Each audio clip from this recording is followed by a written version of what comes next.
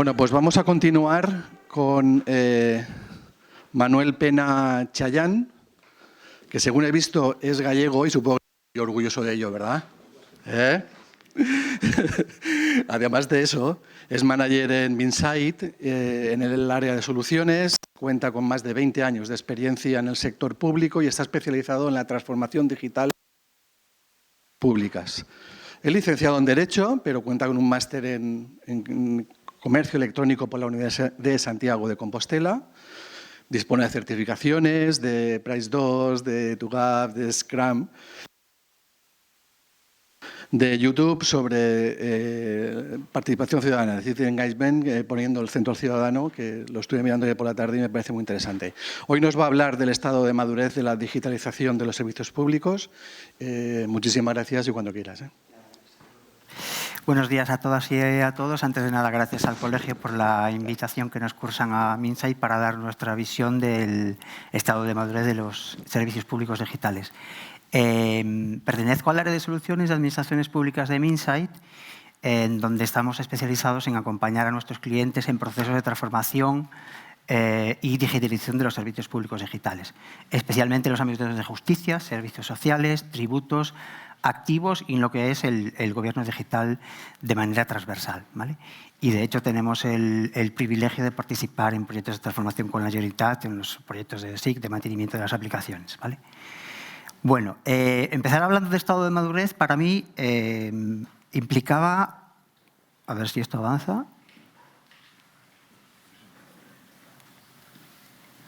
Uy.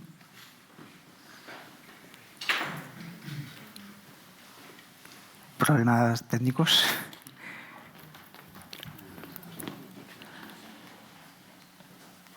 La tecla negra, ¿vale? ¿Con esta? Exacto, delante vale. y atrás. Vale. Empezar hablando de estado de madurez para mí implica un ejercicio de objetivación. Porque a pesar de lo que pueda parecer, a nivel de digitalización de los servicios públicos digitales no estamos tan mal.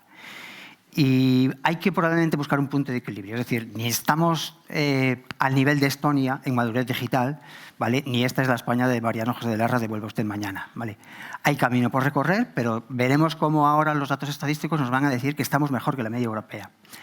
Y el punto de partida en el que nos encontramos es lo que llamamos esto de ciudadanía digital, ¿no? Y es que en la sociedad cada vez más individuos se relacionan en su día a día con múltiples tecnologías y dispositivos, con nuestro banco, con nuestras aseguradoras, con nuestros ayuntamientos, con las empresas proveedoras de servicios y un sinfín de relaciones humanas se están llevando a la tecnología. Y la sociedad, los individuos, entre los cuales yo me incluyo, esperamos que las administraciones nos proporcionen esos mismos canales de relación. El problema es que aquí entra en juego una cuestión que afecta a las administraciones públicas y es que tenemos que acelerar la digitalización, pero sin acrecentar la brecha digital, porque precisamente generaríamos una desigualdad de derechos en tanto en cuanto las administraciones en su ADN está garantizar el ejercicio legítimo de nuestros derechos, ¿vale? Por lo tanto, este es un punto de partida importante. Y sin embargo hay que reconocer que tenemos menor recorrido a nivel de madurez que otros sectores tradicionalmente más disruptivos como la banca, la industria o las telco, ¿vale? ¿Cuáles han sido las barreras que han frenado la digitalización de los servicios públicos?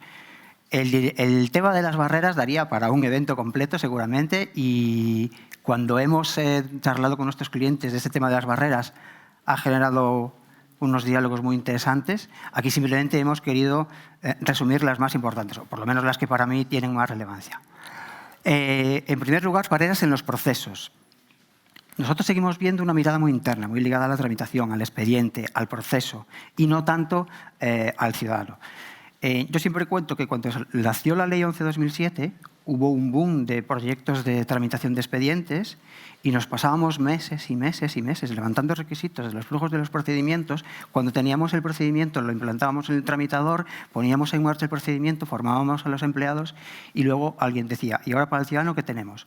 Y no teníamos nada, porque habíamos estado 6 meses modelando procedimientos, pero para el ciudadano ni siquiera teníamos un formulario de presentación, ¿vale? Por lo tanto, el enfoque de orientación al ciudadano es fundamental. Barreras tecnológicas, y aquí antes José Manuel, director general, ya lo adelantaba. El dato. No es descabellado pensar que las administraciones atesoran a día de hoy la mayor cantidad cuantitativamente y cualitativamente de datos sobre las personas en un país. Datos del censo electoral, padrón, registros civiles, registros de la propiedad, cualquier cosa que sea oficial y que tenga una relevancia a nivel de dato oficial, como nuestra identidad, por ejemplo, la custodian las administraciones. Y hay que reconocer que aquí hay un margen de mejora y de recorrido muy importante. Barreras asociadas a la normativa. Las administraciones públicas, a diferencia de un banco, de una compañía de seguros o de una empresa del sector de la distribución, tiene un marco jurídico, lo adelantaba antes José Manuel. Si alguien quiere comprar nueva tecnología en un banco, pues tardará más o menos, pero aquí hay que cumplir una legislación de contratos que, pues como decía José Manuel, marca unos tiempos de tramitación. Pero sobre todo para nosotros, para mí, y es algo que nos seguimos encontrando en el día a día, el eje está en las barreras culturales. Y cuando hablo de barreras culturales, hablo de cuestiones como la redacción administrativa. Es decir, que las personas que recibimos notificaciones de actos administrativos de las administraciones, entre las que yo me incluyo, seguimos a veces sin entender muy bien el documento que nos están notificando. Hace poco un compañero del área, que es experto en justicia, me decía que es muy habitual que un administrador del área de justicia reciba una sentencia, se la lea y acabe llamando a su abogado y le diga, mira, ya me he leído la sentencia, pero ganamos o perdemos, porque no entiende el contenido de ese documento. Se están dando pasos.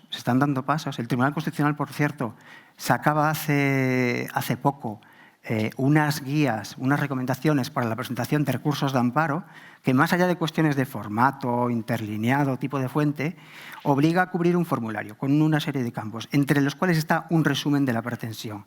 De manera que el Tribunal Constitucional podría acudir a ese resumen y fundamentar su decisión en base a lo que hemos puesto ahí. O sea que hay ejemplos que se están dando en ese sentido y que yo creo que por aquí hay mucho recorrido. He querido extraer un estudio que elaboró la empresa Prodigioso Volcán sobre claridad en los trámites digitales, ¿vale? Se publicó, creo recordar, en noviembre del año pasado, del 22, y entre otros muchos datos he querido reflejar uno que a mí me parece fundamental. Es que el 83% de las personas encuestadas, y el universo de personas encuestadas creo que eran 1000 personas, decían haber abandonado algún trámite por no entenderlo. Es decir, de 100 personas, 83 alguna vez en su vida han abandonado un trámite porque no lo entendían, ¿vale? Entonces, es evidente que aquí, a nivel de cambio cultural, tenemos mucho que hacer, ¿vale? Entonces, si nos vamos a los datos estadísticos, vuelvo a decir, no estamos tan mal como podría parecer, ¿vale? Me he cogido el índice de los DESI, el Digital Economy and Society Index, que se publica por la Unión Europea todos los años, ¿vale? Y he comparado los datos del 2022 con los del 2020. Bueno, pues en el bloque 5 de servicios públicos digitales, que es lo que nos ocupa en esta charla, somos el 5º país de los 28 que conforman la muestra, ¿vale? Como tenía el dato del 2020 en una presentación similar, he querido compararlos. ¿Qué pasó? En el 2020 éramos el 2º país solo por detrás de Estonia. ¿Pero qué pasó? Vino la pandemia y vino el instrumento del mecanismo de recuperación y resiliencia. Y lo que hizo la Unión Europea fue adaptar el DESI a los requisitos de los 2 instrumentos estratégicos que tiene ahora mismo encima de la mesa Europa, que son el mecanismo de recuperación y resiliencia y la brújula digital. De hecho, la Unión Europea ha dicho que posiblemente en futuras ediciones tengan que volver a adaptar los DESI. Pero bueno, los datos están ahí. Somos el 5º país con los últimos datos del informe DESI a nivel de Europa, y de hecho he reflejado ahí, con una nota muy pequeñita que la leo, el número de usuarios de Internet que participan en servicios de administración electrónica ha aumentado del 67 al 73, la media de Europa es un 65, ¿vale? Por lo tanto, estamos mejor que la media europea. Y en el global de esta estadística, que insisto, es una estadística oficial publicada por la Unión Europea, ¿vale? En el DESI 2022, que es el último oficial, somos el 7º país de los 28 que conforman la muestra, ¿vale? Y hemos mejorado 4 puestos en relación a los datos del 2020. Es cierto, y aquí ya se adelantaba en las charlas anteriores, que de esos 4 parámetros que se estudian en el DESI, capital humano, conectividad, integración de la tecnología digital en las empresas y los servicios públicos digitales, en los servicios estamos bien, en conectividad muy bien, pero tenemos que mejorar en capital humano y en integración de la tecnología digital en las empresas. Hay un parámetro particularmente que a mí me preocupa en capital humano y es el porcentaje de titulados TIC en relación a la población activa, ¿vale? Nosotros tenemos un 4,1% y la media UE es un 4,5%. teniendo en cuenta todos los proyectos de transformación digital que hay ahora, nos hacen falta informáticos, ingenieros y personal TIC, ¿vale? Y en integración de la tecnología digital en las empresas, nuestras empresas tienen que mejorar en comercio electrónico, macrodatos y utilización de la nube. En capital humano creo que tenemos el puesto número 10 y en integración de la tecnología digital creo recordar que tenemos el puesto 11, ¿vale? ¿Qué se puede hacer para acelerar la transformación digital? Evidentemente no hay una receta única, ¿vale? Nosotros desde Minsight estamos apostando por algo que hemos llamado Citizen Engagement, que es mirar menos al proceso y mirar más al ciudadano. Acompañarlo, diseñar servicios públicos basados en la experiencia de usuario. Recordemos lo que decía el informe de Prodigioso Volcán. Si un trámite no se entiende, es muy probable que un usuario con pocas competencias digitales acabe abandonándolo, y esto lo relaciono directamente con lo que decíamos en la charla inicial. Tenemos unas carencias importantes en competencias digitales, ¿vale? Y promovemos un cambio de enfoque en el sentido de que más que el procedimiento hay que atender al ciudadano, hay que darle la capacidad de elección. Apostamos por una visión 360, que es un ecosistema de canales nuevos, ¿vale? Y una experiencia cohesionada. Lo que pasa es que nosotros también, como integradores, muchas veces nos olvidamos de lo que decía antes del cambio cultural. Pongo un ejemplo, nos ha pasado hace poco, acompañábamos a uno de nuestros clientes en habilitar videoconferencia para tramitación de expedientes, ¿vale? Entonces, cuando empezamos a hablar con los empleados, nos dimos cuenta de que algunos mostraban un cierto rechazo porque, según nos decían, yo no puedo evitar que el ciudadano saque una foto y publique esa foto en sus redes sociales. Con lo cual, ahí estábamos generando un problema gordo de privacidad del empleado, ¿vale? Y, de hecho, para ciertos canales hay que pasar por un proceso de formación, por un proceso de adaptación de las capacidades de los empleados. Y, en definitiva, se trata de replantear los modelos de atención a la ciudadanía. Esto es una visión a largo plazo. Es decir, yo no tengo una receta mágica para llegar a uno de nuestros clientes y decir, vamos a transformar el modelo y el día de mañana cualquier ciudadano va a poder presentar un documento por WhatsApp, vas a poder tramitar por videoconferencia o va a tener el ciudadano una app en el móvil donde va a ver todos sus documentos. Eso es un proceso largo. Aquí ya se habló de los documentos, de los datos, etcétera, etcétera, y es una visión aspiracional, ¿vale? Este modelo lo hemos llevado a un ecosistema conceptual donde hay 4 ejes: ciudadanía, automatización, dato y cambio cultural, que para nosotros son fundamentales, ¿vale? Este es un modelo orientativo, es decir, esto no es determinista, esto es nuestra visión, y con esta visión pretendemos ayudar a nuestros clientes a avanzar en esa digitalización. Pero fijaros que, aparte de todas esas cajitas que son más tecnológicas, en la parte inferior tenemos 2 cajas transversales que son el cambio cultural y la gobernanza. Sin transformación cultural va a ser muy difícil llegar a una transformación digital plena, pues como ha hecho la banca, por ejemplo, ¿vale? Y en lo que es cambio cultural, 3 bloques que para mí son muy importantes. La capacitación, un plan de transformación cultural de la propia organización y meter ya de una vez la experiencia de usuario en el diseño de los servicios públicos digitales. Y vuelvo otra vez a lo que decía el informe de Prodigioso Volcán, ¿vale? Y gobernanza, que también se habló antes en las charlas, gobernanza no solo a nivel de TI, sino una gobernanza estratégica, es decir, que todo esto acompañe a los planes estratégicos de la organización, ¿vale? Y como estamos hablando de escalas de madurez, pues nosotros hemos querido pintar un instrumento, una herramienta según la cual yo le pueda decir a nuestros clientes, evalúate tú a ti misma, mira en qué estado estás y podrás ver si puedes acelerar más o menos tus procesos de digitalización. Esto no es determinista, por supuesto. Esto es un modelo que es un híbrido del modelo de madurez de e-government de Gartner y una adaptación nuestra, ¿vale? Esto simplemente nos sirve para sentarnos con un cliente, hacer un assessment inicial y a partir de ahí empezar. Pues a lo mejor hay administraciones que a nivel de calidad del dato, como decíamos antes, tienen un nivel de madurez bajo y por lo tanto llegar a ser una organización data driven les va a costar mucho. En cambio, hay otras administraciones que lo tienen más trabajado y por lo tanto, bueno, pues pueden avanzar por ahí, ¿vale? Bueno, voy muy rápido porque tenía 15 minutos. Yo no sé si voy bien de tiempo. Sí, perfecto, vale. Bueno, para terminar con las conclusiones, a pesar de ese pesimismo antropológico tan nuestro de todo funciona mal, todo es un desastre, pues no. La madurez de los servicios públicos digitales en España está por encima de la media europea, ¿vale?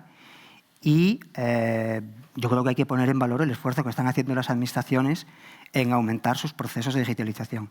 Porque es que además, en adquisición de nueva tecnología, vuelvo a repetirlo, que es un factor que se pasa por alto, no tenemos la misma flexibilidad que tiene una entidad privada, ¿vale? Y eso repercute, lógicamente, a la hora de disponer de más o menos flexibilidad a la hora de adaptar tus procesos. Nosotros desde Minsait lo que proponemos es mirar más al ciudadano, mirar más al ciudadano. Antes íbamos al proceso, diseñábamos el proceso, lo modelábamos y lo llevábamos al tramitador. Ahora yo digo, no, vamos a ir al ciudadano. ¿Qué necesita el ciudadano? Tengo que juntar 5 documentos. Bueno, pues esos documentos ya los tengo tuyos del año pasado, ya los presentaste. Los puedo recuperar, te los presento en la sede electrónica y tú me dices si están bien o no. Te construyo un formulario ya a medida de tus datos, solo tienes que verificar la solicitud y presentarla. Se pueden hacer cosas, pero dependemos de la madurez del dato. Y luego, la suerte es que se vislumbran iniciativas que podrán favorecer la digitalización de los servicios públicos. Para mí, hay mucho recorrido en lenguaje administrativo claro e inclusivo, ¿vale? Esto va a tener mucho recorrido, espero, en los próximos años. El wallet digital europeo, que sabéis que es ese wallet que nos va a permitir a todos en el año 2030 que tengamos ahí nuestras identidades digitales y que vayamos al aeropuerto Charles de Gaulle y pasemos el control de seguridad con una identidad digital española que está validada por la Comisión Europea, ¿vale? Eso es un proyecto aspiracional muy ambicioso, pero a nivel de identidad digital, que siempre suele ser una palanca importante, para mí va a ser un antes y un después. La extensión de la IA en todas sus formas y ahora sí, parece que ya por fin en los servicios públicos digitales tenemos más servicios en la nube, digamos, ¿vale? Y todo esto sirve para terminar con una idea que a mí me parece muy importante, ¿vale? Que es que todo esto tiene que poner en valor realmente las administraciones que tenemos. Porque acabamos de pasar por una pandemia y nos hemos dado cuenta del valor refugio que suponen las administraciones. En la pandemia, nuestras administraciones han acompañado a las pymes, a las empresas, a las familias, a los pacientes. Y hemos pasado por un proceso muy duro, por una campaña de vacunación que ha sido, en mi opinión, exitosa. Y todo esto de la digitalización debe permitir que la gente se dé cuenta de que no todo está tan mal, de que estamos mejor que la media europea, insisto, y debe aportar un reequilibrio entre lo público y lo privado, porque va a mejorar mucho la percepción que la ciudadanía tiene de nuestras administraciones y yo creo que eso tiene que contribuir a impulsar su peso estratégico en la sociedad. Y en los próximos años yo creo que veremos a España mejorar mucho a nivel de digitalización, estoy seguro. Y nada más, seguramente me habré pasado un par de minutos, pero... Perfectamente, muchísimas gracias, Manuel. Yo creo que un aplauso, se merece un aplauso porque ha terminado, ¿verdad? Gracias. Y además creo que has centrado una idea que es la de eso, de centrarnos en los usuarios, que al final desarrollamos las aplicaciones y nos olvidamos de que los usuarios son los que realmente lo hacen. Muchísimas gracias. Nada.